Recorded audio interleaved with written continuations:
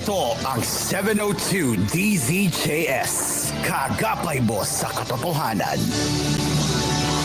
Member, Philippine Christian Fan-Made Broadcasters at kapisanan ng mga fan-made broadcasters ng Pilipinas. Love songs, straight from the heart at Siesta Musika. I'd be a fool if I couldn't see. Baby, kung mahal ka niyan talaga.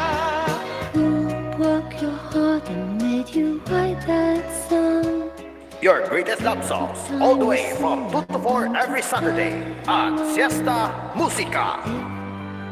Join Dream Car the Announcer at Siesta Musika every Saturday from 2 to 4 in the afternoon dito sa inyong nag-iisang himpilan, koolFM. Mapapakul ka dito! You're listening to koolFM. koolFM is a TVH Group of Networks radio station.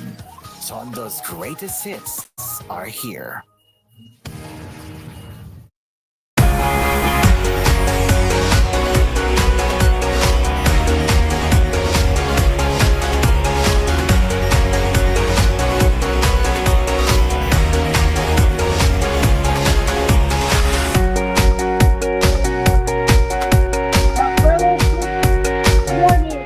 Welcome to Hello Pilipinas or Hello Philippines. Today is Saturday, August 17, 2024. And yes, it's a happy Saturday, ladies and gentlemen. So yes, happy Saturday to you all. All right, so yes, before we begin, as usual, we will be talking about what happened on koolFM throughout the week.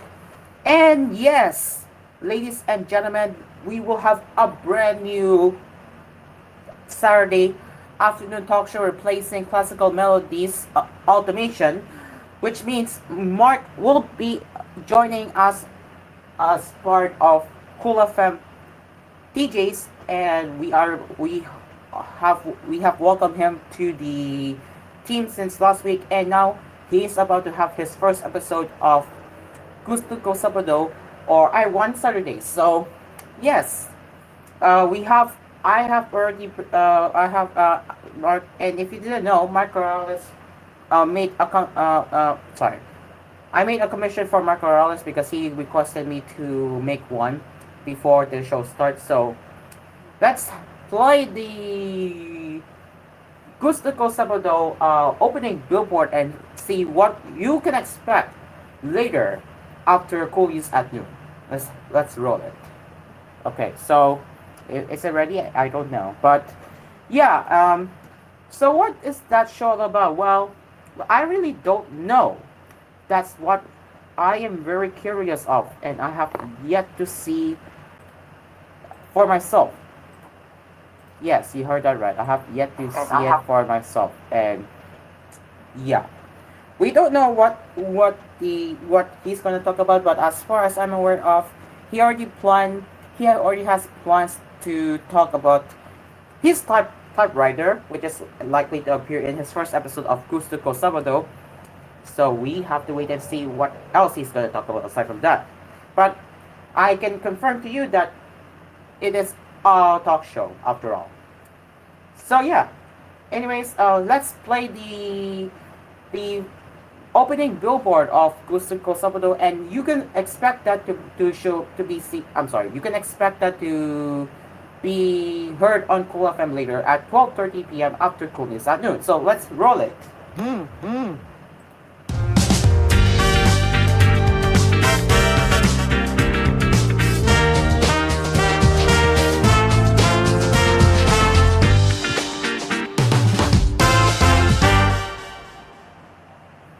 Yo, there you go. So that's the first look of the Gusto Ko Sabado. Yes, you heard that right. That's the first look of Gusto Ko Sabado graphics, and you can expect to see that more later throughout the show. So yeah, I'm very, very excited what Mark Corrales has to offer in his first ever koolFM show. So Mark Corrales, good luck to you, man, and I really hope you're doing well with that. So yes, once again, good luck to you, man, and I hope your show will be a success. All right, so let's now begin. Well, now let's begin. So, this is a personal story here, guys. This is a personal story. I want to start off. I finally have a job. You heard that right, people. I finally have a job. I finally have a part-time job, as I say. I finally have a part-time job. I'm finally starting to, um, you know, earn money. After all, not after all, but I'm finally starting to earn money because my one of my sisters encouraged me to do it because I'm an adult right there and I have to pay off the rents now, and so I don't so my sister can be free, and yeah, I will be in charge. Yeah, this is a personal story, but I will be in charge of paying the rents starting next month. And oh boy, this is going to be interesting how I'm going to execute this. So yeah, as of this point, I am doing data entry jobs. Yes, I am doing data entry. I am working for data entry because that's the easiest route for undergraduate students like me that I am taking. So I'm currently taking data entry, and my goodness, the amount that they have is a lot. I cannot tell you what it is, but it is a lot of money. And if I disclose here, I'm pretty sure you're gonna be jealous. But yeah, that's a lot of money.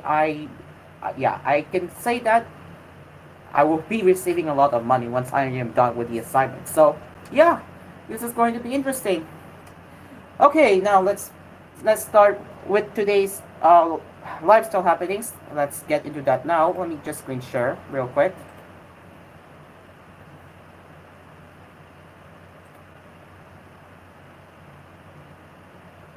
I'm still waiting. Give me a second, 15. There you go. Okay, there you go. So now, let's go to lifestyle.inquire.net. What's happening with lifestyle this week? Okay, there's something. Esports is now esports is now part of the UAAP, and yes, VR Sports. Wow, real, huh? Real. It is not part of sports. Oh man, I was not expecting that to be part of that game, but it is official. Esports is now part of the UAP, and well, we're gonna save. We're gonna actually save that here. Actually, you know what? Let's read that now. So, yeah, let's get into that. The University Athletic Association of the Philippines recently added esports to its lineup of accredited events. The league's first ever esports tournament started on August 13th and will end on the 21st and includes 3 games. So here are the list: NBA 2K, Valorant, and Mobile Legends Bang Bang. The competition is currently being held at Arete inside Ateneo de Manila University. While everyone is still on the Olympic high, the International Olympic Committee recently announced the first Olympic esports games in 2025 in the Kingdom of Saudi Arabia. We believe that taking part in the Olympics is the ultimate honor that any athlete can achieve. That is why we are committed to providing the ultimate platform for new heroes to perform and for the Olympic spirit to be shared. Together, we all share the prospect of instilling the Olympic values in new and innovative ways. And we look forward to welcoming the global esports community to the kingdom in 2025, said HIS Prince Abdul Aziz bin Turki Al Faisal, Minister of Sport and President of the Saudi Arabian Olympic and Paralympic Committee. Professional esports athletes typically spend around 10 hours a day practicing, from honing their individual skills to rehearsing set strategies with their teams.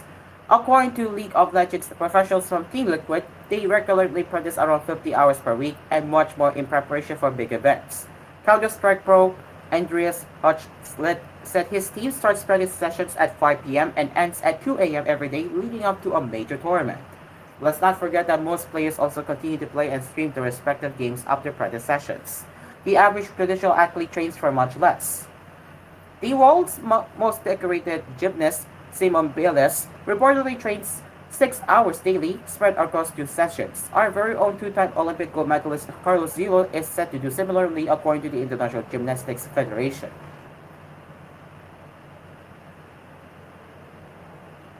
So yeah, esports is part of UAAP, and I want to say this one that is interesting, that esports is becoming part of our lives now. So that there's that. All right, now let's move on.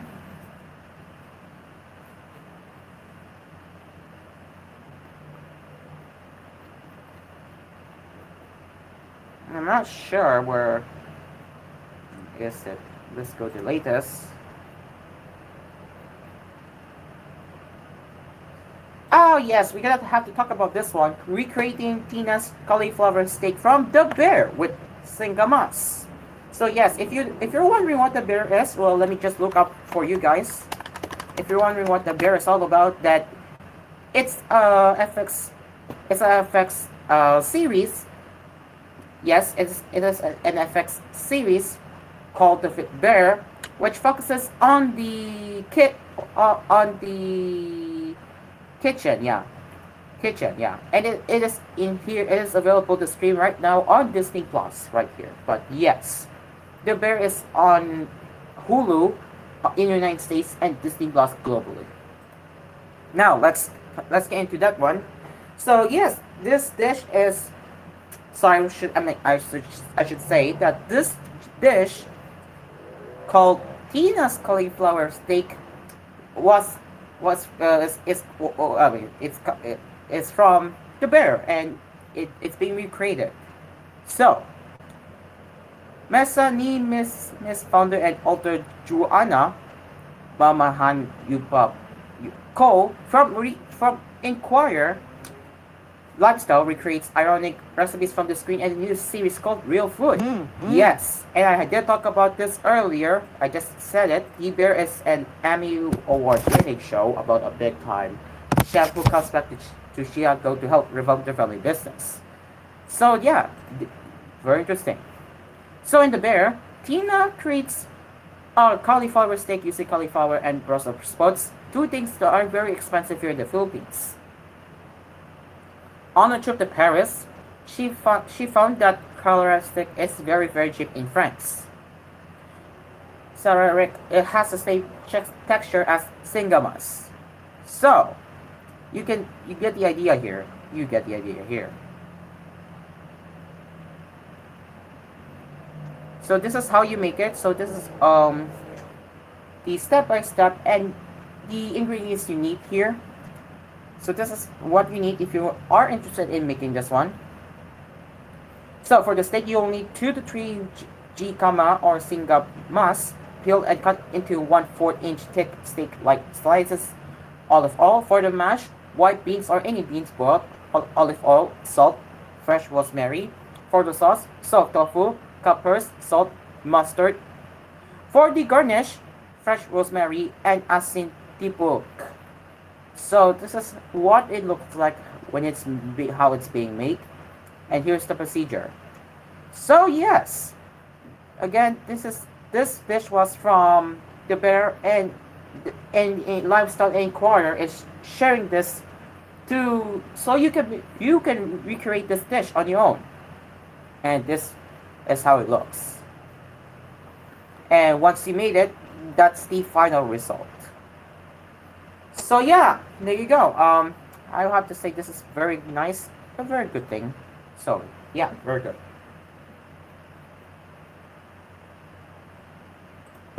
We're gonna do one more, and then we will have to.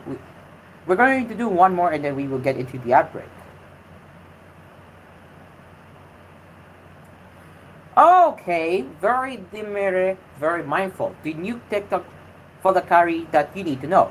Okay, so Yep, another Gen Z slang word. So yes, let's get into what that is all about. The diva behind TikTok trend, Demare, is makeup and content creator Jules LeBron, who's also encouraging the goldies to use more adjectives than ever to describe their cuties' behavior. So this is the viral video you can see. Very demure. I do my makeup. I lay my wig. I do a little braid. I flat iron my hair. I do chi-chis out. I do viral vanilla. Very demure. Very mindful. Let's not forget to be demure divas. That's the TikTok, as you can see. So yeah, very demure, very mindful, very demure. That's the new California category from TikTok as we speak. Now, now, very demure, very mindful is how content creator Jules LeBron, aka at Jolie Annie, describes her every move. You see how I come to work? She begins her now viral TikTok video with 4.2 million views as of writing. She then proceeds to describe her getting ready routine, which involves her doing her makeup, laying her wig, doing a little braid, flat ironing her hair, and putting on her favorite perfume. She then reminds her viewers, let's not forget to be demure divas. So yes, you just saw the TikTok earlier. Yeah, you just saw the TikTok earlier. Let me just show you again how this dude, how this girl pronounces demure in their life. See how I come to work? Very demure. I do my makeup. I lay my wig. I do a little braid. I flat iron my hair. I do chi-chis out. I do viral vanilla. Very demure. Very mindful. Let's not forget to be demure divas. There's that one. Oh man, that demure word, huh? Her audio has been imitated by legions of TikTok users who use it to describe just about everything they do, pushing the word demure into the current conversation as a new vocabulary for the extremely online girls. For her part, LeBron has coined even more words to complement demure. There's mindful, not taking too much space, and even demuracy, a combination of demure and cutesy. I mix them both because I am what? Very demuracy. I am very cute with it, but I am very mindful with it, very respectful with it. I don't do much, I do just enough. I don't go overboard, I don't go underboard. I am not the basement, I am not the attic, I am where you live. I am very demure. LeBron's even done with the Charlie XCX Apple trend in a demure way. Of course, doing the choreography ever so cutesy, demure. While she has been doling out demure content non-stop, understandably, you want to ride the ephemeral wave of TikTok stardom. LeBron has also been putting on actually mindful content about her weight loss journey, self-care during mental health episodes, responding to drama, good matters, normalizing night snacking, expressing her gratitude to hospitality staff, staying put after the plane lands, and going after your dreams. And to the question of who the original demure is, LeBron acknowledges the dolls that came before her. TikTok creators David Habal and Selwina, and the late Paris is burning star drag queen Venus Extravaganza, who paved the way for a girl like me to thrive. Demure is just a way of life for the dolls like me. She says the original demure is all of us. Being demure is taking the people who have come before you, while you pave the path for the people who will come after you, and that's being demure divas. Wow! Wow! Demure, huh? Another new Gen Z slang word, huh? I won't be too surprised if more Gen Z slang words are coming up. Since remember this on so if you are one of the Asphere so if you recall from Asphere's Cafe last Monday or Tuesday, I don't know. Yeah. Swirkle, yeah. Swirkle. Yep. As reported by Dreamcar, Swirkle is one of the Gen Z slang words, and here we are. We got another one. Demure. Wow. Wow. Crazy. Okay, time check. It is now 7:18 in the morning, and we will get into the cool news part of Hello Pilipinas right here as we are getting ready to prepare. Once again, 7:90 now, and Hello Pilipinas. We will be right back.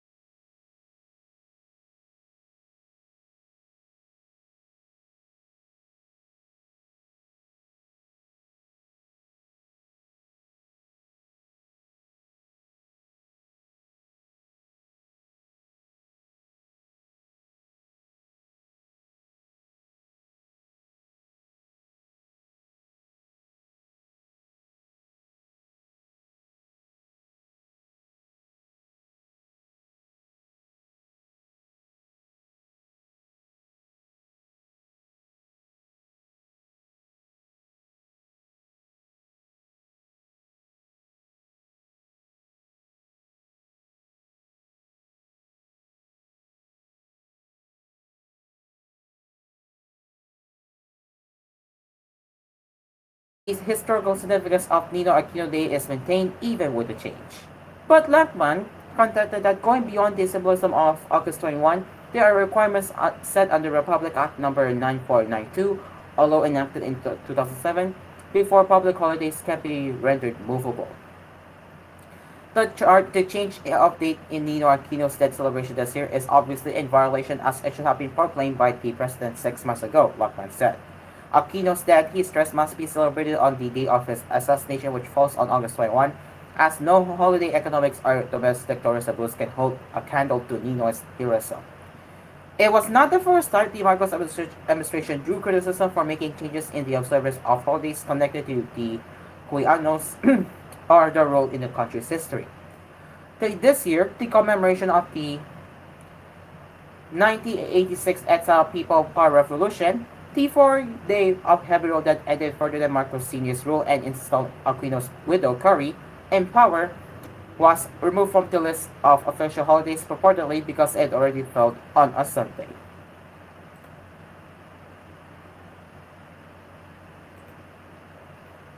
Three former cadets of the Philippine Military Academy on Friday were found guilty for the 2019 hazing death of Darwin Dormidorio, then a plebe freshman at the country's premier military training institution. The decision rendered by Judge Maria Ligaya Leong Rivera of Regional Trial Court Branch 5 convicting former cadets third class sophomore Chalimar Impero Jr. and Felix Lumbak Jr. for murder concluded a 5-year controversy that has haunted the PMA. Impero and Lumbak, who are expecting a separate verdict in their court martial by a military tribunal in Tarlac province, were also found guilty for violating the Anti-Hazing Act of 2018, Republic Act No. 11753, alongside another former cadet, Julius Carlo Dena. All three were sentenced to recursion perpetua, or a maximum of 40 years in prison. Along with the fourth former cadet, Christian Zacharias, Catena was earlier convicted for slight physical injuries suffered by a 20-year-old Dormitorio. Dena tortured Dormitorio with a torch-like taser at the cadet barracks room 209, while Zacharias kicked him multiple times according to the 100-page ruling that was promulgated on August 4, 2023 by Judge Roberto Mambalot of the Baguio Municipal Trial Court in City's Branch 1. The former cadets appeared in court wearing caps and hoodies. Their families stayed away from reporters and did not issue any formal statements. Only a few family members were allowed inside Judge Rivera's courtroom, but some of them could not stop crying and had to be escorted out.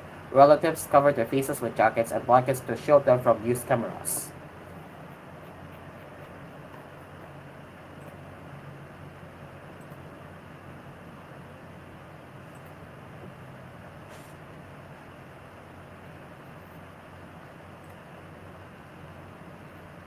A former Customs Intelligence officer serving a life sentence for drug smuggling told a Congressional Joint Committee hearing on Friday that the real owners of an 11 billion peso drug shipment in 2018 were former President Rodrigo Duterte's son-in-law, and Chinese economic advisor.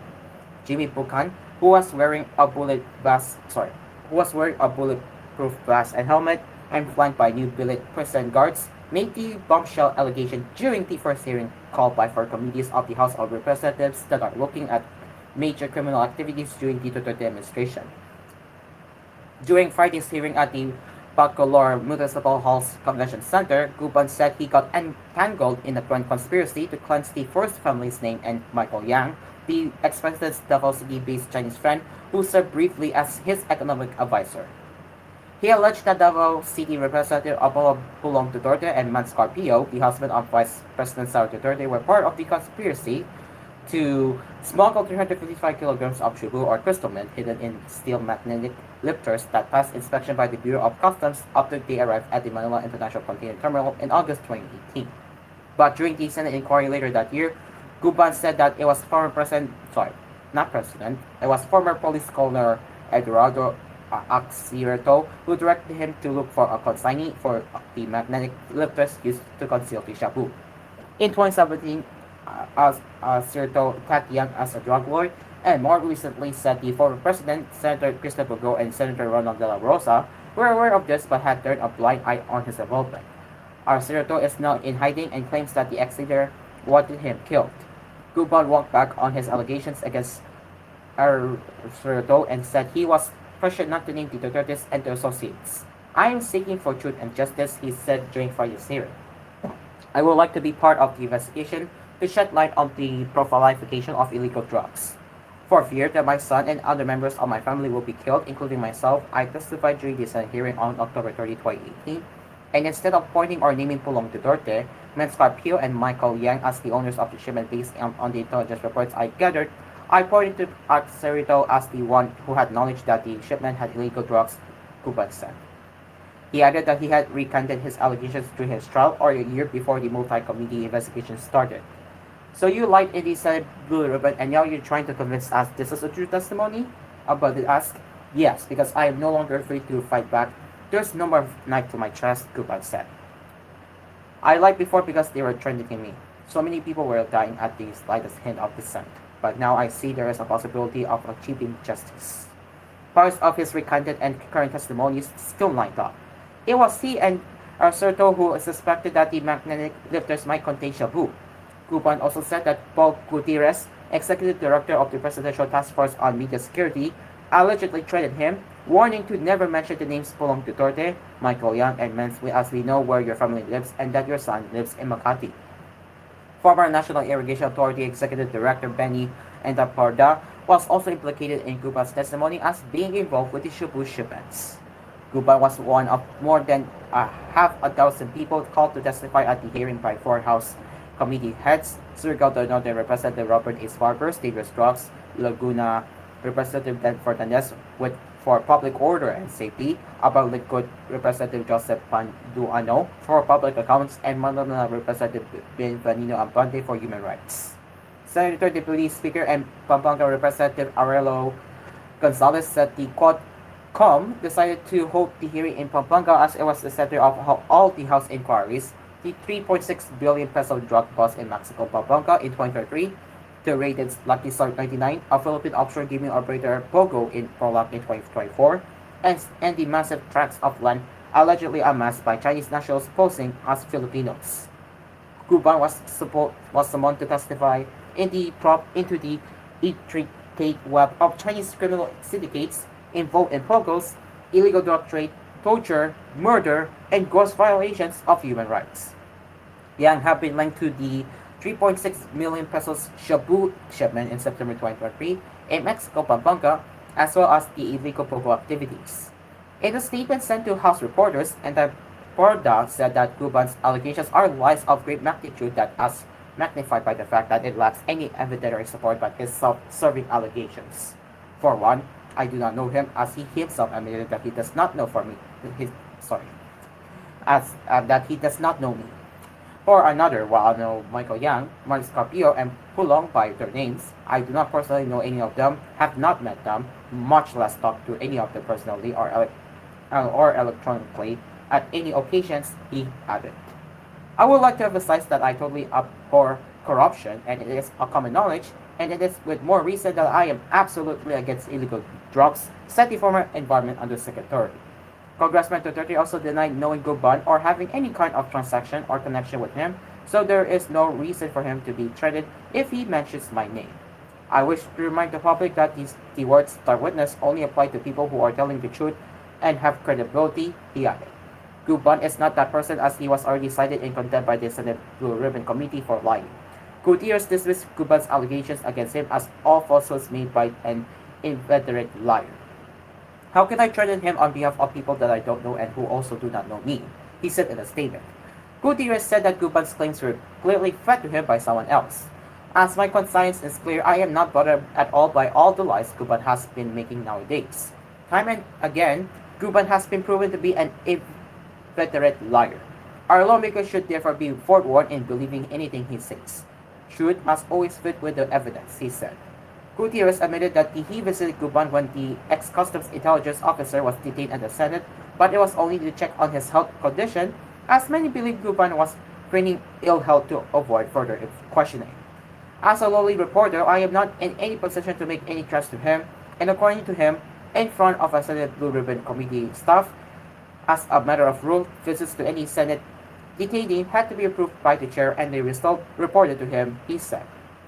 In an interview, Barbers tried to deflect allegations that the committee was engaging in politicking against the Duterte family, which has had a fallout with the Marcoses. And if any allegation is not sufficiently substantiated, we will not pay it heed, he said. We're simply giving him a chance to explain himself, which is Cuba. Asked whether he found Cuba credible, Barbos said that the former customs officer wanted to achieve true justice because he was forced to say things that he was not supposed to in the past. Of course, when you ask me, I have my personal opinion, but we will see, he said.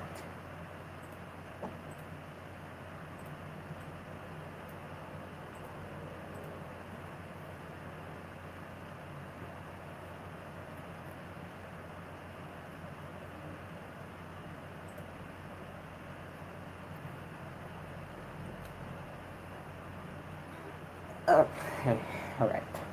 Two army officials in the Visayas have debunked the claim of Senator Ronald Bato de la Rosa that the recruitment activities of the New People's Army are once again active under the Marcos administration. Major General Emilio Ligayo, commanding general of the 8th Infantry Division based in Catbalocan City, Samar, and Major General Marion Sison, commander of the Army's 3rd Infantry Division based in Jamindan, Capiz, dismissed the senator's assertion, saying the communist insurgency in the country has actually weakened. Communist rebels are still there, but they are not getting strength. Recruitment is not happening here, Eastern Visayas, or even throughout the country, Ligayo said Tuesday. It's just a matter of time for us to end this communist armed conflict. If this were a basketball game, we're not just in for the fourth quarter. We're just not in the fourth quarter, we're in the last 2 minutes, he added. De La Rosa claimed the MP's recruitment was gaining momentum under the Marcos administration, an accusation he made during an August 6 Senate inquiry into the reported recruitment of students in schools to join the communist group. Ligayo said the government's relentless campaign to eliminate the insurgency problem in the region under the administration of President Marcos led to the surrender of 162 members of the NPA and the deaths of 94 others, 14 of whom were considered key leaders in the region since January 1. He said 284 NPA camps have been dismantled and 448 firearms were recovered. Ligayo attributed the weakening of the insurgency to the rebels' decision to surrender as well as the strong support from local governments and various agencies. Sison, for his part, said that intelligence reports have consistently indicated a decline in student involvement in armed movements. There is really that hardship on the on the part of the Communist Party of the Philippines, New People's Army on recruitment, especially of our students and youth. As of now, we have not monitored any recruitment, which is why the NPA has no additional manpower, he said Tuesday. Sison highlighted the efforts of the regional task force to end local communist armed conflict over the past 2 years, especially in actively engaging with schools and universities. He said the Army found no recruitment activities in key institutions in the Visayas.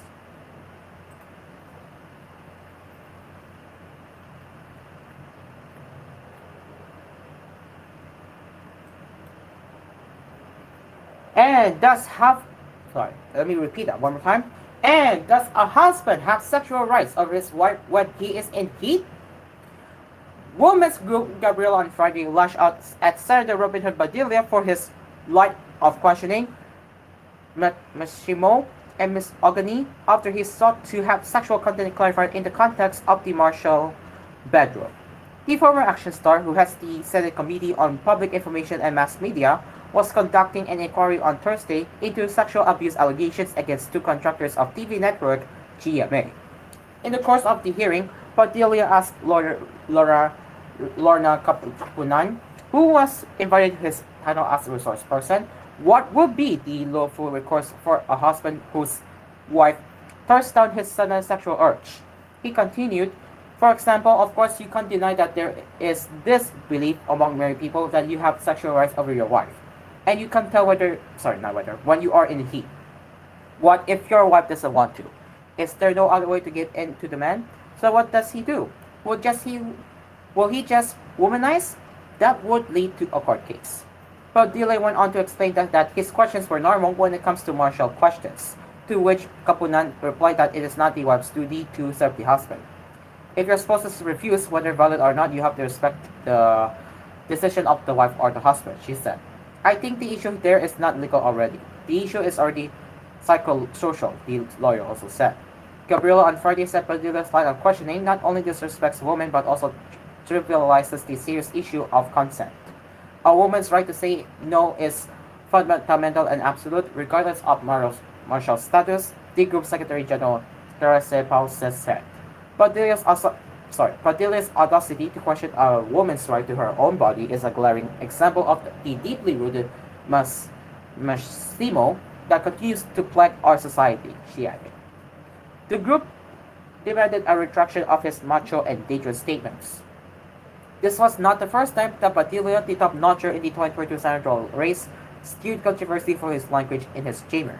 In February last year, the Commission on Human Rights criticized the format board of Philippine movies for saying that children can handle physical bullying, adding that physical torture helped them face the challenges in life. Regarding Padilla's latest remarks, human rights lawyer Charles Digno said on X, husbands do not have sexual rights over their wives. All women have equal identity and control over themselves. No means no. That's respect. And now, as we get ready for the cool weather forecast provided by Pagasa, let me just hook that up real quick.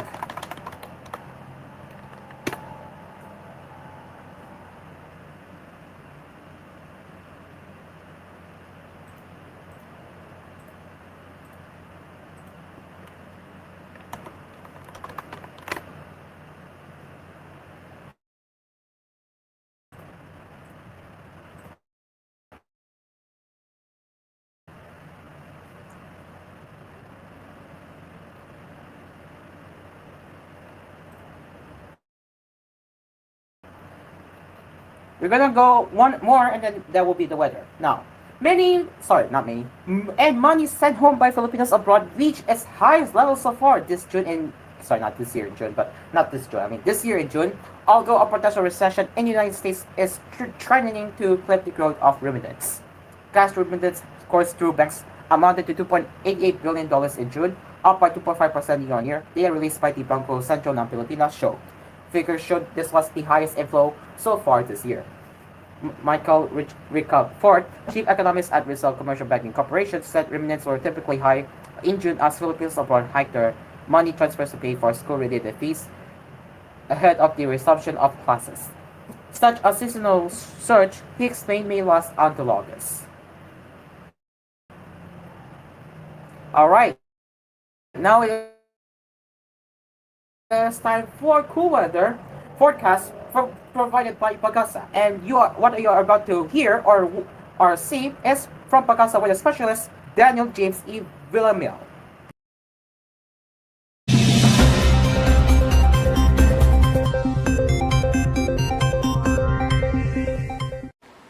Magandang umaga mula sa Pag-asa Weather Forecasting Center. Ito na ating update sa magiging tayo ng panahon sa susunod na 24 oras. Patuloy nating minomonitor itong low pressure area sa loob ng ating Philippine Area of Responsibility at kaninang alas 3 ng umaga huling namataan ito sa layong 375 kilometers north-northeast ng Itbayat, Batanes. Nananatiling malit yung tsansa na nasabing low pressure area na maging isang ganap na bagyo sa mga susunod na araw at wala naman tayong inaasahang magiging direktang epekto nito sa namang bahagi ng ating bansa. Samantala ito namang southwest monsoon o yung hanging habagat ay patuloy na mahina at di nakakaapekto sa malaking bahagi ng ating bansa. Itong area lamang na extreme northern Luzon yung lugar na naapektuhan nito. Kaya asahan natin na makakaranas muli tayo ng mainit at maalinsangang panahon sa Metro Manila at sa malaking bahagi pa ng Pilipinas. Gayun pa man, posible pa rin yung mga tsansa ng pulupulong pag-ulan na may pakulog at pagkilat na dulot ng thunderstorms pagsapit ng hapon hanggang sa gabi. For the next 3 to 5 days, patuloy na mahina itong habagat. So itong area lamang na extreme northern Luzon yung maapektuhan nito. So hindi ito iiral sa malaking bahagi ng ating bansa. Kaya asahan natin ang generally fair weather conditions for the next 3 to 5 days. Mainit at malinsangang panahon. At yung mga pag-ulan lamang na dulot ng thunderstorms pagsapit ng late afternoon to evening ang ating inaasahan. At sa mga susunod na araw, posible rin na lalabas na itong LPA ng ating PAR, ng ating Philippine Area of Responsibility, at wala pa rin itong magiging direktang epekto sa anumang bahagi ng ating bansa. Kaya muli pa rin yung chance na magkaroon tayo ng bagyo sa loob ng ating PAR sa mga susunod na araw. At para naman sa lagay ng ating panahon ngayong araw dito sa area ng Luzon, buong Luzon, kabilang dyan na Metro Manila, magpapatuloy itong mainit at maalinsangang panahon. Mas mataas sa tsansa ng thunderstorm activity ang ating inaasahan dito sa areas ng Batanes at Babuyan Islands dahil ito yung mga lugar na naapektuhan ng southwest monsoon o yung hanging habagat. Sa nalalabing bahagi ng Luzon, gayon rin ang ating panahon na inaasahan, bahagyang maulap hanggang sa maulap na papawirin, sinasamahan lamang ng mga pulupulong pagulan na may pakulong at pagkidlat na dulot ng thunderstorms. Usually, pagsapit yan ng hapon hanggang sa gabi. Since mainit at malinsang ang panahon na ating inaasahan, ugaliin pa rin natin gawin yung mga precautions na kailangan gawin sa panahon or kung mainit ang ating panahon. So ugaliin natin na uminom na maraming tubig, stay hydrated po tayo, at kung maaari iwasan nating gumawa ng outdoor activities kung hindi naman kailangan. Magsuot tayo ng light colored clothes at manatili sa well-ventilated areas kung maaari para maiwasan ang panganib ng heat stroke sa ating katawan. Maximum temperature forecast para sa Lawag ngayong araw, posibleng umabot ng 32 degrees Celsius. 24 degrees naman sa bahagi ng Baguio City at 34 degrees Celsius sa bahagi ng Tuguegarao. Maximum temperature forecast para sa Metro Manila ngayong araw, posibleng umabot ng 34 degrees Celsius. 32 degrees naman sa bahagi ng Tagaytay at 33 degrees Celsius sa bahagi ng Legazpi City.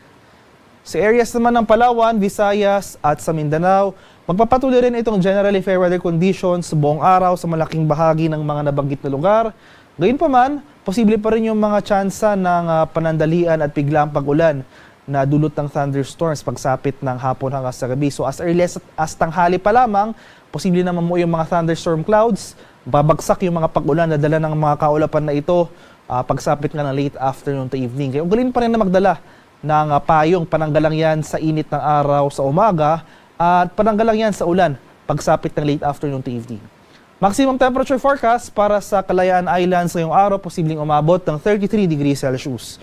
32 degrees naman sa bahagi ng Puerto Princesa at 33 degrees Celsius sa areas ng Iloilo at Cebu. Maximum temperature forecast para sa areas ng Tacloban at Cagayan de Oro ngayong araw, posibleng umabot ng 32 degrees Celsius. 34 degrees naman sa bahagi ng Davao at 33 degrees Celsius sa bahagi ng Zamboanga. Sa kalagayan naman ng ating karagatan, wala pa rin gale warning na nakataas sa anumang baybay na ating kapuluan at banayad hanggang sa katamtamang pag-alon na ating inaasahan sa malaking bahagi ng ating bansa. Gayunpaman, iba yung pag-ingat pa rin sa ating mga kababayan na maglalayag sapagkat kung meron tayong offshore thunderstorm activity, ito yung mga pag-ulan na malapit sa ating dagat baybayin, asahan natin ang mga malalakas na hangin, kaakibat nito ang bahagyang pagtaas ng ating mga alon. At ang haring araw dito sa Kamaynilaan ay sisikat mamayang 5:43 ng umaga at lulubog naman mamaya sa ganap na 6:18 ng hapon. At para sa karagdagang impormasyon tungkol sa ulat panahon, lalong-lalo na sa mga rainfall o thunderstorm advisories na posibleng i-issue ng ating Pag-asa Regional Centers sa ating mga lokalidad, ay follow kami sa aming social media accounts at DUST_Pag-asa.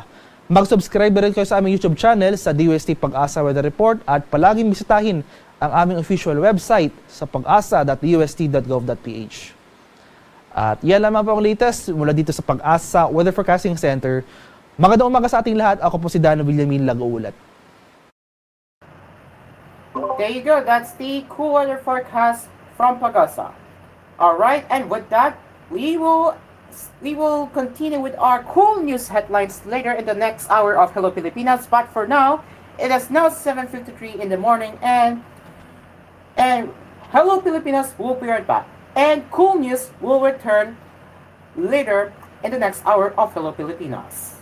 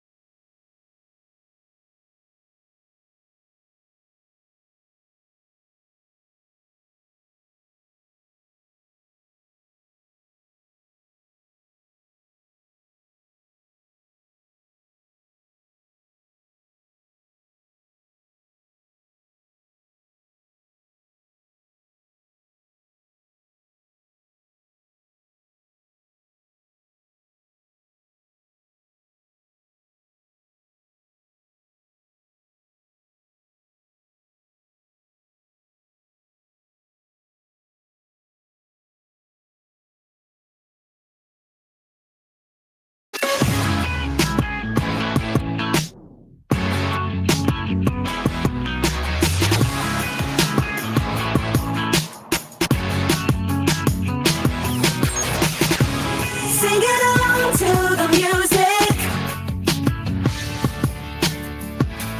Cool FM.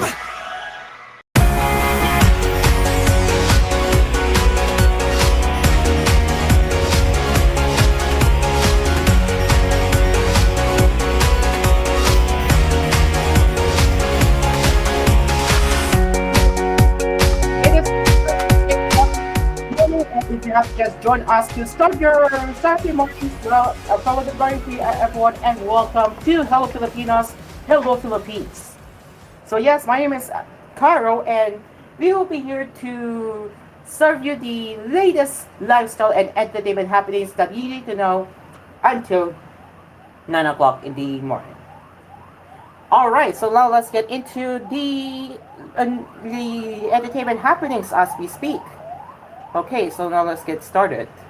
Let me just bring up my private, not private, but other browser profile for streaming for koolNews FM purposes.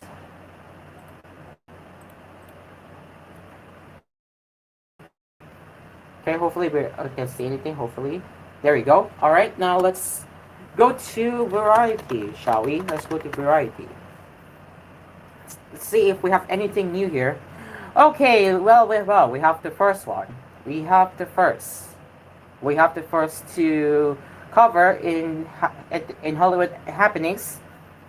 With less than a month to go before the 76 Emmy Awards, the telecast hosts are finally set. As expected, the father-son duo of Evgeny Levy and Dan Levy will MC this year's Emmys, which will take place on Sunday, September 15, live on ABC. The two made history in 2020 as the first father and son to win major awards in the same year, thanks to Scott's Greek. That year, in which winners appeared remotely due to the COVID-19 pandemic, so Evgeny Levy win for Outstanding Comedy Actor and Dan Levy win for Supporting Comedy Actor. Dan Levy also picked up wins for writing and directing, while both won the Outstanding Comedy Series Emmy as executive producers. For two Canadians who won our Emmys in a literal quarantine tent, the idea of being asked to host this year in an actual theater was insensitive enough, the Levy said in a statement. We're thrilled to be able to raise a glass to this extraordinary season on television and can't wait to spend the evening with you all on September 15th. Evgeny Levy and Dan Levy represented the first ever father-son hosting partners for the Emmys. They're also the first duo to do it since 2018 when Colin Jost and Michael Che co-hosted, and only the second duo to host the century. Guggenheim's Dan's comedic intuition and uncanny ability to capture the hearts of viewers will make for memorable Emmys telecast honoring this year's best and brightest, said Rich President Disney Television Group. It will be a big night for Evgeny Levy. He's nominated this year for his Apple TV Plus series, The Reluctant Traveler with Evgeny Levy, which is up for Outstanding Hosted Non-Fiction Series or Special. We are thrilled to welcome two generations of comedy genius to the Emmy stage as hosts, said TV Emmy chair Chris Obrego. Guggenheim and Dan Levy are known for creating unforgettable laugh-out-loud moments on screen, and together they are supercharged. I cannot wait for Emmy fans to see what they have in store for all of us. So there you go. These two comedy duo are going to be hosting Emmys this year, and it's going to be very interesting how they're going to execute on their hosting.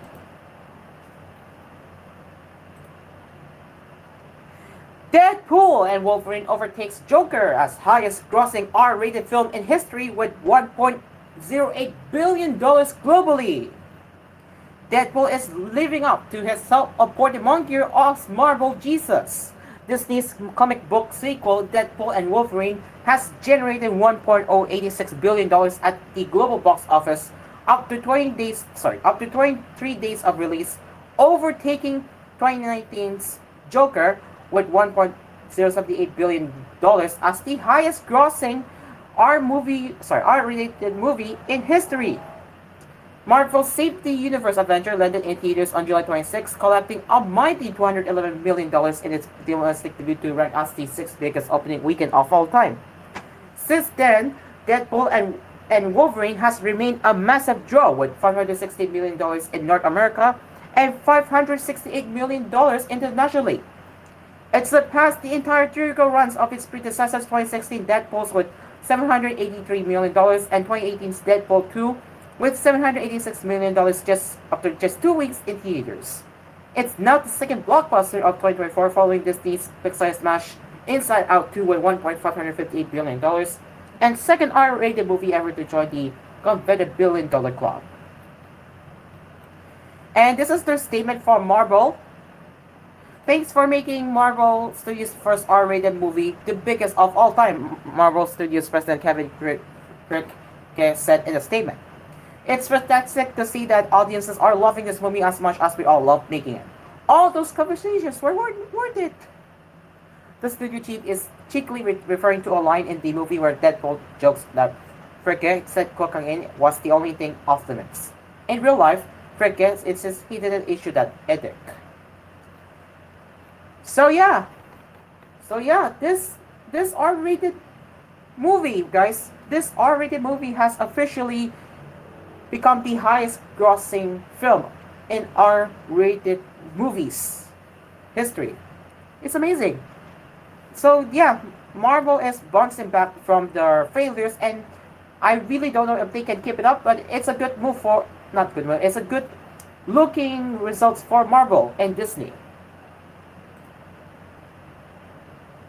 Oh, well. Warner Brothers Discovery U.S. Network's chairman Kathleen Finch to retire. Changing Gundy tapped as successor. Warner Brothers Discovery head of U.S. Networks, Kathleen Finch, will retire at the end of the year with Warner Brothers Television Group chairman and CEO Channing Dungey set as her replacement.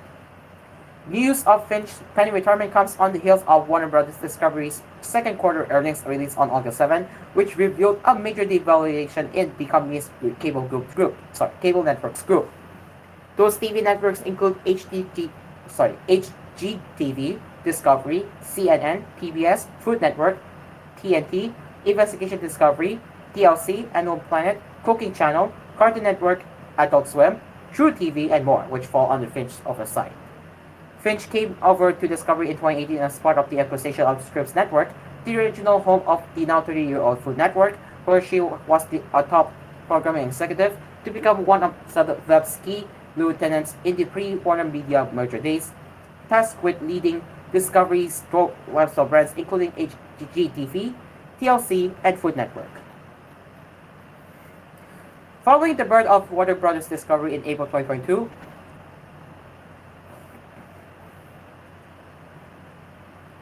Finch was given oversight of almost all U.S. networks including the so-called T-Nets, TBS, TNT, and True TV, and Cartoon Network Adult Swim. Those added channels that traditionally deal in largely scripted fare have seen several cancellations and slate shuffles in the post-merger era, as well as a new focus on sports acquisitions and airing existing Warner Brothers films and series. There is no one better at developing captivating content, compelling talent, and meaningful lifestyle brands than Kathleen, who has been my partner as we build our premier entertainment networks at Discovery and created Warner Brothers Discovery as an unscripted powerhouse.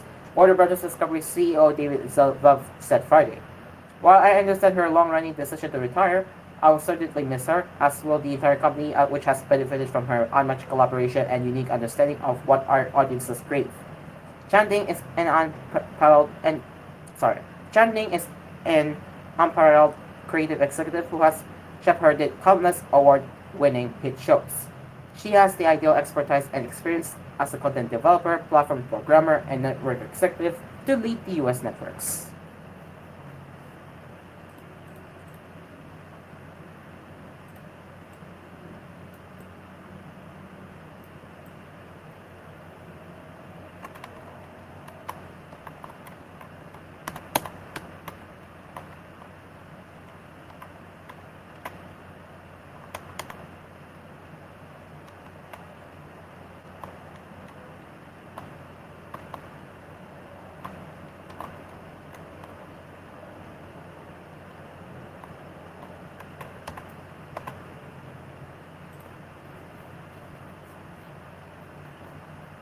Okay, anything else here?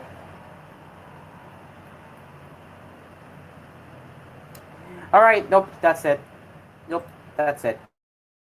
Okay, now let's get into the inquirer for showbiz now.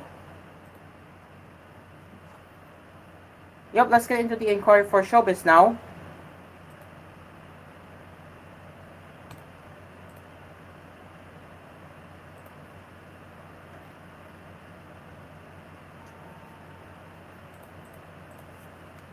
Alright, time for local showbiz. El Eli Buendia. Sorry now if I got his name wrong, but Ly Buendia released his new song Bulak sa Buwan, a track that aims to challenge listeners to raise awareness for factual truth and combat misinformation. The OPM singer and former Eraserheads frontman dropped the song, the first single in his upcoming sophomore album, Method Adapter, on Friday, August 16th. I have been watching documentaries a lot, and I tried to distill everything in one song. When the set of the track's release, which coincides with the prevalence of fabricated stories and propaganda-driven atrocities in online spaces. The track is all about the quest for the truth. It's about seeking knowledge while resisting the confines of dogma hiyan. Bulak sa Buwan was produced by Buendia's profile bandmate and frequent collaborator Joram Velasco. The song's official music video, which is set for release at 6 p.m. on Friday via Buendia's YouTube channel, was directed by Nico Zazar and Amy Anzar of KNYA Collective.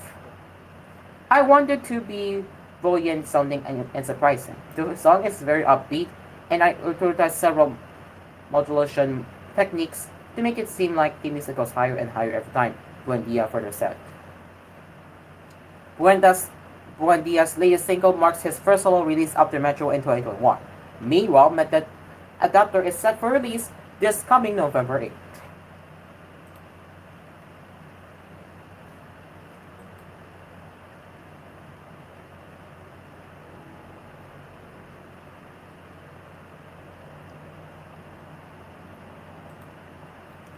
Singer-actress Geneva Cruz is continuing the dream that was once on hold as she marked her return to the university to earn a college degree. Cruz took to social media to share a carousel of photos of her school day at the Philippine Christian University in Manila. This time around, the actress is earning her bachelor's degree in business administration. That's interesting. I'm also taking that too. As she recalled that her first try in college was when she was an AB literature student at the University of Santo Tomas. It took me a long time to finally return to school and start to complete college. I remember my college days at USD where I took up AB General Literature, she wrote in her caption. But life had a different plan for me, and that's to become a mother first. I have no regrets because I have a beautiful son. And yep, she is back in college. I will just show you the screen share right now.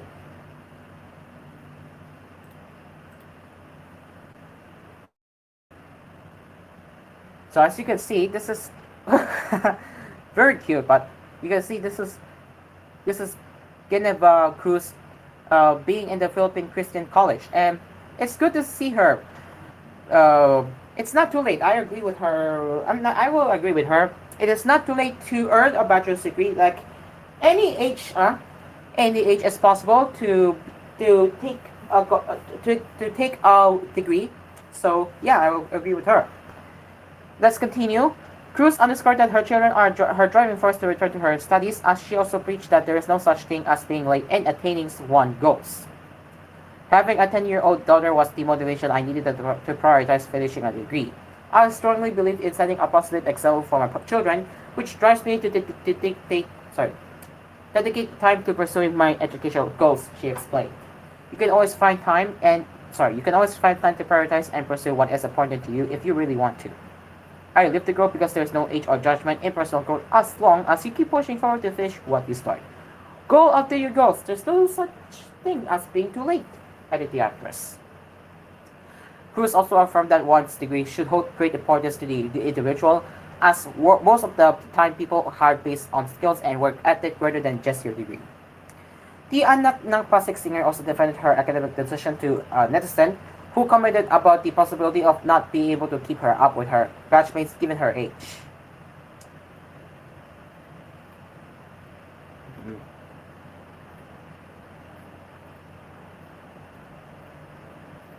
All right.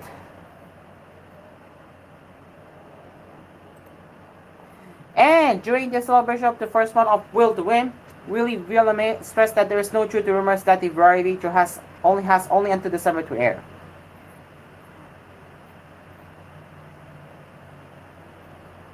This is what he said right here. Further addressing his pleasures, Villame continued right there. Mahal ko kayo. Sabihin ninyo na lahat ng sasabihin ninyo. Okay lang sa akin yan. Basta kami mabuti hanggarin namin dito. Ravioli then spoke about the criticism he gets for reprimanding his show staff on air, explaining that he does this to make the program better. The TV host also underscored that despite the bashing at him, he knows that his intention to help is pure. So there you go. So there you go, guys. TV5's Will to Win is not going anywhere, so that rumor has been debunked. And that's the local showbiz happenings for now. And time check, it is now 8:16 in the morning, and we will get into the gaming headlines and then koolNews headlines. Stick around, we will be right back.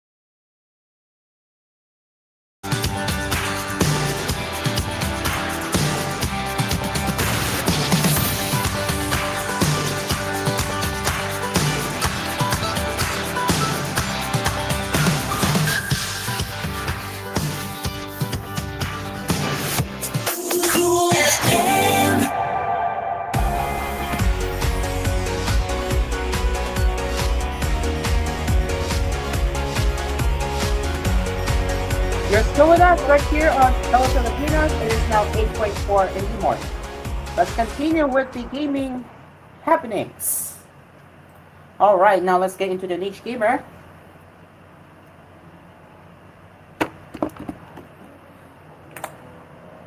Okay, so what we have here. Let's see.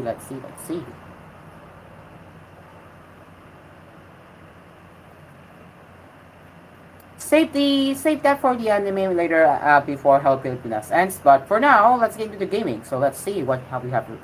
Okay, Hunt Showdown 1896. Paul Paul Melt with negative reviews. Oof. Okay, so let's get into the first gaming happenings for Hello Pilipinas. Crytek's remaster and expansion for horror shooter Hunt Showdown, called Hunt Showdown 1896, has been compelled with negative reviews on Steam. Most of the new complaints stem from the revamped user interface and what the players claim as aggressive advertising of paid content. Hunt Showdown 1896 has significant changes, including renewed graphics, changes to DirectX 12, a new light cache system, and specular trading for graphics, as well as the addition of DLSS and FSR for higher frame rates and sharper graphics. The game engine was also upgraded to CryEngine 5.11. In addition, a new map named Mamon's Glitch was included with a new level boss named Hellborn, who spews fire on people. The negative reviews on Steam and in Reddit, however, have something to do with the new user interface. The interface has been revamped for new users, but the old player base have criticized the new user interface as confusing even to newcomers. One Reddit user also bemoaned the aggressive pushing of new paid weapons, saying that these new weapons are advertised between weapons they already own and in a manner that suggests they did not purchase the previous weapons. Crytek's developers have been replying that they will make changes such as in this comment in the Steam reviews. Our design team has been hard at work on the long requested UI overhaul, which is a crucial improvement that's been needed for some time. We focus on balancing simplicity with functionality, which was the whole idea behind the new design. We will keep gathering player feedback and refine the UI going forward as well. So there you go. That's the first criticism, but that's the criticism of Hunt Showdown 1896, mostly related to new UI. Now, let's see what's next here. Save this to for anime news later, but for now... Okay, woo! No way! So the man gets goodness reward record for most consoles hooked up to a TV! No freaking way! This is it, ladies and gentlemen. Another milestone achievement for gaming industry and world record, people. Ibrahim Al Nasser, also the man, is now holding the Guinness World Record for the most consoles on one television. Al Nasser said that he collected about 444 game consoles of different eras and makes from the Magnavox Odyssey released in 1972 for the PlayStation 5 Slim in 2023. Plug-and-play games, HDMI game sticks, and intro games are also included in his treasure stroke. A Steam Deck was also spotted. He also has an Excel spreadsheet to tell which game and console he would play and which in particular console he's mounted on the TV. The consoles are all well hidden, according to Nasser, and use everything available on the market to skillfully hide the cables. For his part, Al Nasser said that it was an honor to be inducted into the Guinness World Records. While he placed all his acclaimed consoles, he admitted that for me, the best gaming console of all time, number one always, forever, Sega Genesis. So yeah, look at that. That is pretty amazing, especially that he has a lot of HDMI splitters, as you can see. Yeah, he has a lot of HDMI splitters, and he can switch back and forth in one TVs. That's insane.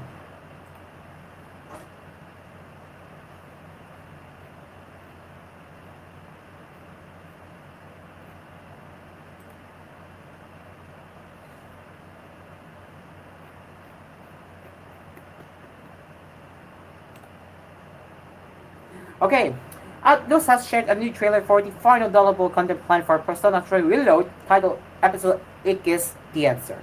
The new content will launch on September 10 and it's included with the expansion pass. It's worth noting the content was originally included in the Persona 3 FPS released from 2008. Xbox Game Pass Ultimate subscribers will get the pass as part of the Perks program. Here's the rundown, as you can see. Yeah, here's the rundown of the new content from the previous report and the trailer. So this is what you can expect. This is what you can expect coming from with the rundown. You can see.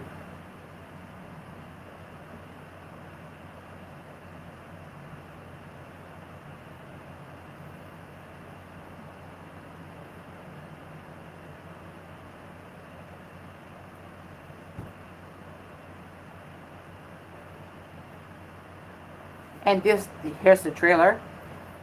I don't know if it's safe for me to play. Okay, it's safe since the account is signed out. I just have to double check if it's not going through. But yeah, here's the trailer. You can see there.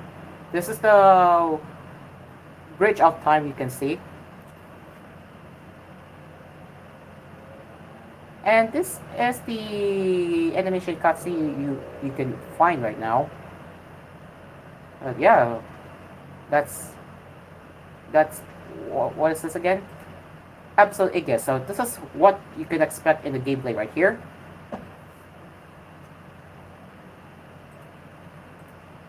And what's this one?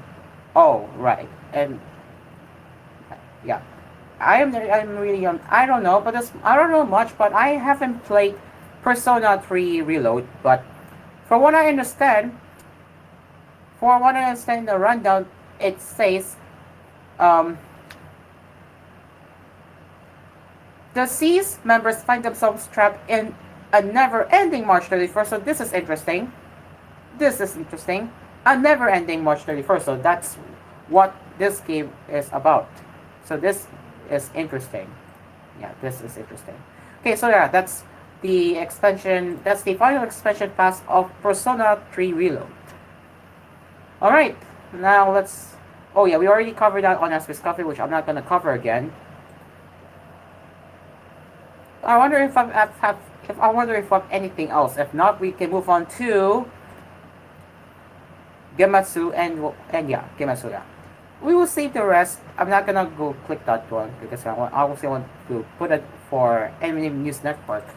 But yes, let's go to Gematsu for the rest of Japanese happenings.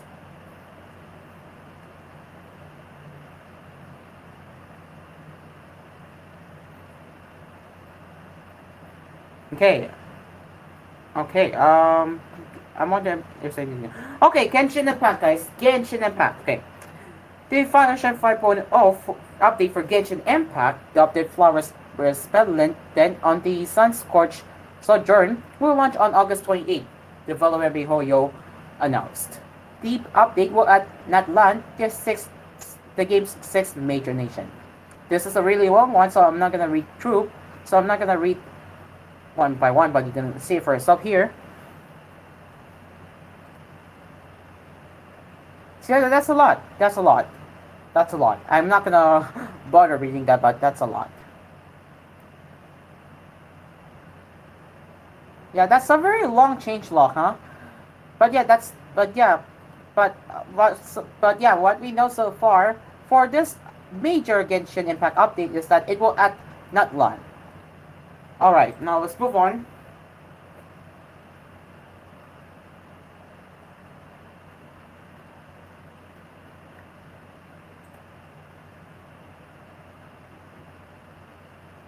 Okay, it wants me to check if I'm human or not. I'm obviously not connected to VPN right now, so this should allow me.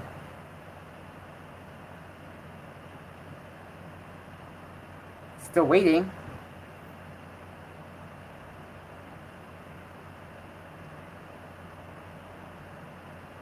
Okay, verification successful. Now let's see if we have anything else here.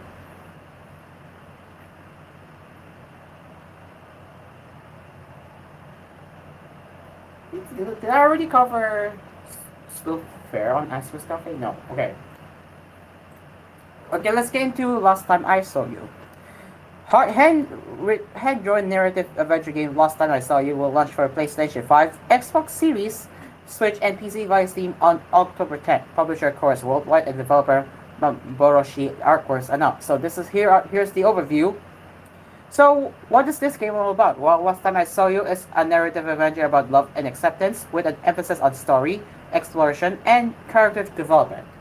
All set in a lush and vibrant world set in 1980s Japan. Follow in Ayumi's step Follow in Ayumi's footsteps in this exciting game of self-discovery in which you will face both a terrible curse and your first steps into adulthood. So there's that one. And here's the story. And here are the key features. And lo-fi soundtrack, real. Alright, so here's the trailer. I'm not sure if it's locking me. Okay, it's sign out, that's good. Oh. Okay, I'm gonna mute that one, but you can see this is how the game looks.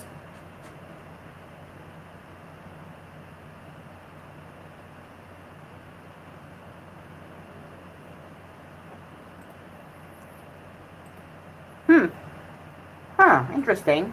The artwork looks nice. Yeah, it looks nice. Very interesting. Wow. Wow. I am shocked. I am shocked. Okay, I'm out. No.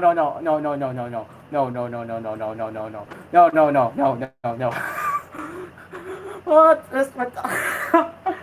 I'm so sorry, guys. That was taken out of context, out of nowhere. Because I saw the more videos having beanie.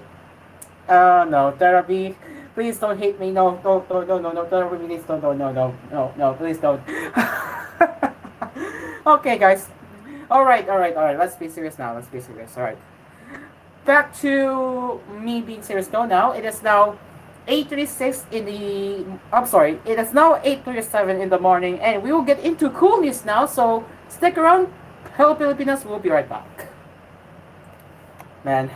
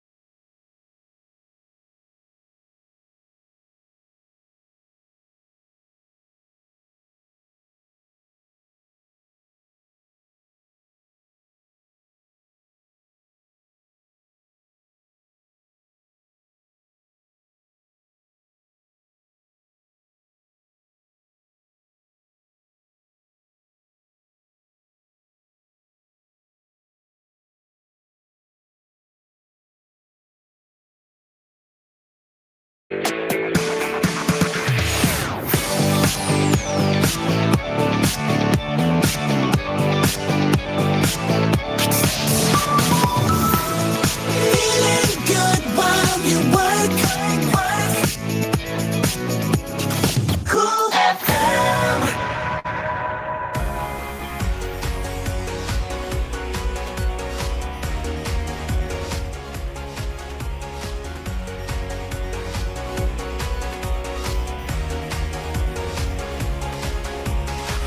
Live from Cool Studios, this is koolNews Early Edition.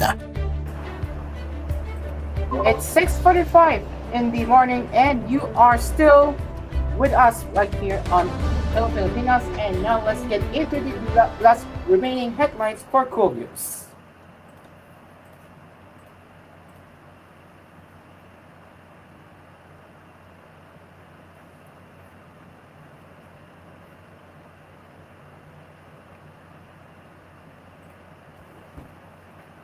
The camp of former Bambang Tarlac Mayor Alice Guo asked the Department of Justice to dismiss the qualified human trafficking complaint against her. According to Guo, the complaints failed to establish her connection to human trafficking in Bamban, since the only evidence of her supposed involvement were mirror electric bills and documents of Bofu Land Development Incorporated. Guo is said to be the president of Bofu, which compound located just behind the Bamban Municipal Hall was host to the rated Philippine offshore gaming operator POCO last March. The allegations against me are being exploited by individuals who are more interested in leveraging this issue for their own political ambitions and enhancing their public image rather than seeking the truth, ousted Mayor asserted in the motion with an attached credit affidavit she filed with the DOJ on Friday. Google, through her counsel, submitted to the DOJ a motion to reopen the preliminary investigation of her human trafficking case and admit her attached credit affidavit. She filed it in support of my prayer for the dismissal of the complaint. Clearly, it is just unjust to accuse me of committing human trafficking simply because I am a mayor. My position should not be used as a basis for unfounded allegations, especially when there is no credible evidence to support such claims, she also said. The Philippine National Police Criminal Investigation and Detection Group, CIDG, and Presidential Anti-Organized Crime Commission filed a non-bailable offense of qualified human trafficking against Guo and others before the DOJ on June 31. In an unabashed interview also on Friday, Justice Secretary and Interagency Council Against Trafficking Chairperson Nicholas T.Y. said Guo's color affidavit should have been submitted personally by her. Our rule is that who want to file an affidavit with the PI must personally go and swear in front of the fiscal, but as for us, I'll just give that to the prosecutor panel whether or not they will accept Guo's found and counter affidavit, T.Y. told reporters. The preliminary investigation of Mayor Alice Guo continues. The prosecutors told me that Mayor Guo filed her motion to admit, which has an attached counter affidavit, said T.Y. Apart from that, the other respondents who have not yet filed their counter affidavits, like Mr. Dennis Cunanan, have now filed their counter affidavits. Then our complainants, the CIDG and the BAOCC, have requested time to apply their affidavits, he added.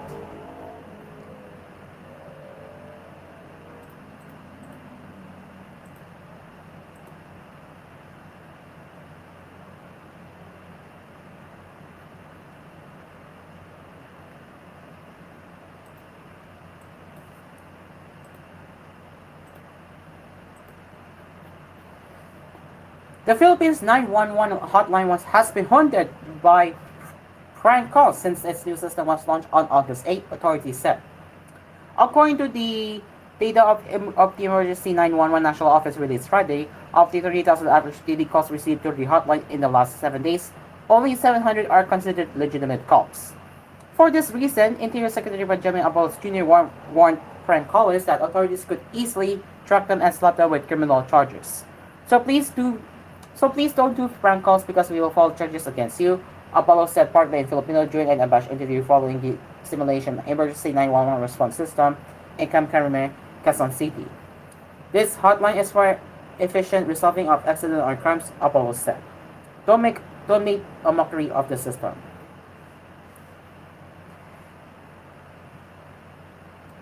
Emergency 911 National Police, Emergency 911 National Office Executive Director Francis Fajardo said Wednesday that the patient call handling system by Next Generation Advanced 911 could deter prank callers as it could detect locations more accurately. Philippine National Police Chief General Romel Barbel said they are now eyeing the implementation of the 3-minute response time to emergencies. Marbel said one of the steps needed to achieve this was to bolster the connection of command centers. Right now, it's only in Metro Manila and yung ating PNP command center. But remember, there is a command center in Quezon City, different districts right now in Makati, and that's a future we are looking for. Marbel noted. And now let's get into what's happening around the world as the World Health Organization has declared the ongoing outbreaks of mpox in Congo and elsewhere in Africa to be a global emergency requiring urgent action to curb the virus transmission. Now, the question is, will it trigger another pandemic?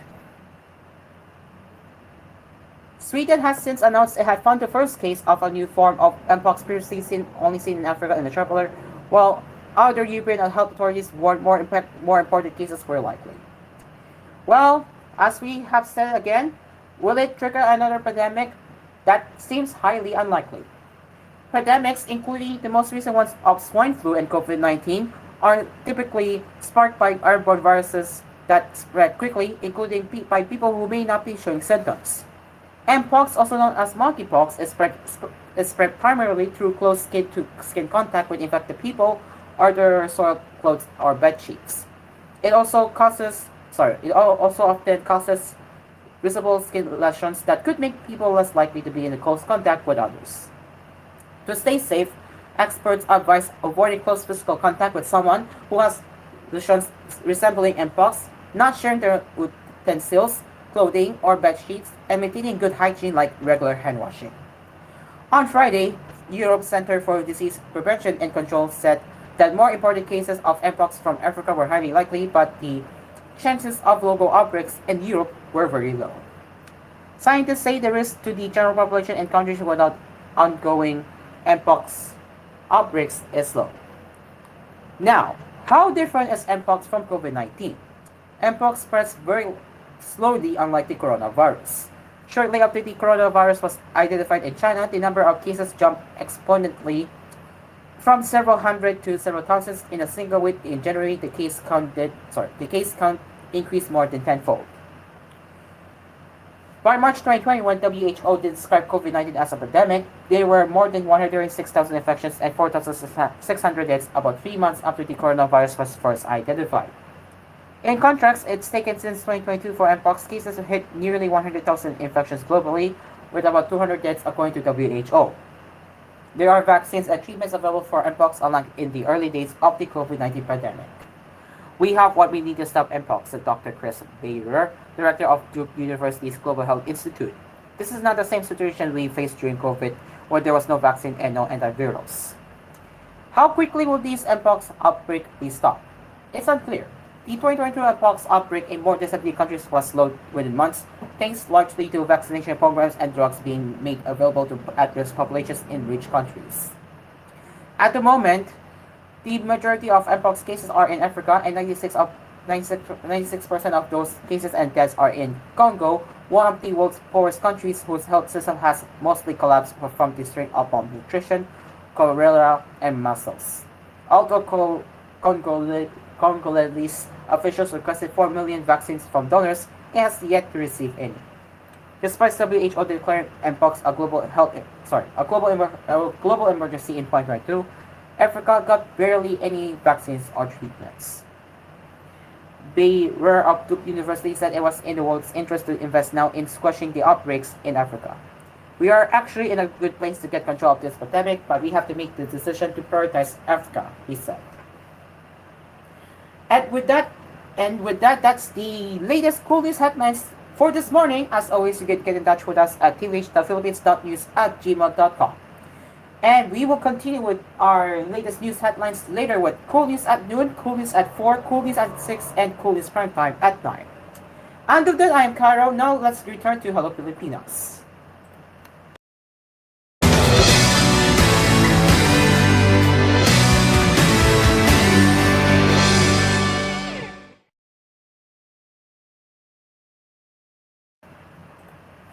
It is now 8:54 in the morning and we are back with Hello Pilipinas. So last 6 minutes before we wrap it up. Alright, now let's get into anime happenings as promised.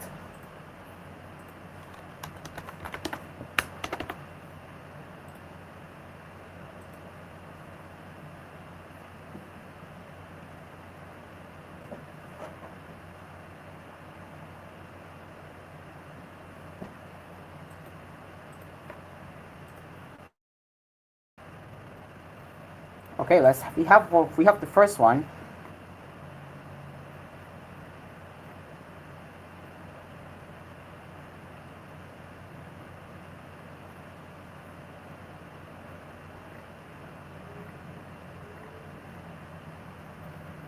So kind of slow news, huh?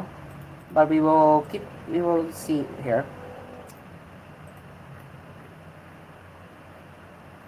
Yeah, okay. Kind of slow today. Alright, now let's get into the important ones. The daily life of a middle-aged online shopper in another world manga gets TV anime in 2025. Kogawa announced on Saturday that Yumi Haru's The Daily Life of a Middle-Aged Online Shopper in Another World manga adaptation of author Hifumi Asakura and illustrator Yamakawa's Arafo Otoko no Isekai Tisuhan Seikatsu light novel series inspiring a television anime adaptation that will debut in 2025. Also sign out, that's nice. So you can see this is the teaser. You can see the teaser there.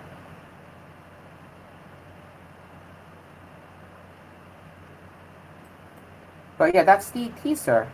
Yeah, that's the teaser there. And here's the teaser visual you can find there. Okay, next one. Aniplex to host Aniplex Online Fest 2024 event on September 15th. Aniplex announced on Friday that it will once again host its Aniplex Online Fest this year, with the event being held on September 15, 11 p.m. Eastern Daylight Savings Time Zone, or September 16 at 12 noon Japanese Standard Time, which is 11 a.m. here in the Philippines. This year's event will feature at least 20 anime and game projects, including Detective Carte, Windbreaker, Blue X Tourist Beyond the Snow Saga, Vault Alter Now Revealed Blue X Tourist Another Story, Solo Leveling, I May Be a Girl Receptionist, Class No Dai Kairana Joshi to Keiron, Zuru Koto ni Nata, Senpai is an Otonoko, Start Arc Online Alternative Game Gun Girl Online 2, To Be Hero X, Fate Strange Fate, Fureru, Demon Lord 2 2099, La Magi Madoka Machika the Movie, while Porky's Nash Rising, Makia Extra, Mika Dono San Mai Wal Angai, Joroi, Mono, United Up, and Ruroni Kenshin Niji Kenkaku Romantan Keio to Goran. So there you go. So the live stream will be also to keep that in mind. This year's live stream will be in 2 languages, which is English and Japanese. And finally, the movie of Madoka Machika, while Porky's Nash Rising anime film, has been delayed to winter 2025. It was previously slated to premiere in Japan in winter 2024. No specific reason was provided on why the movie was delayed.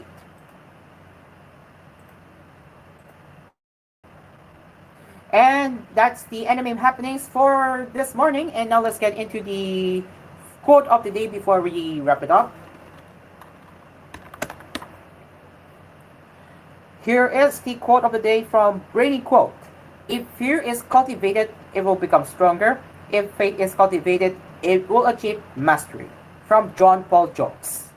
And ladies and gentlemen, that will be it for koolNews, for Hello Pilipinas this morning. As always, thank you so much for joining us to start your weekend mornings with us right here.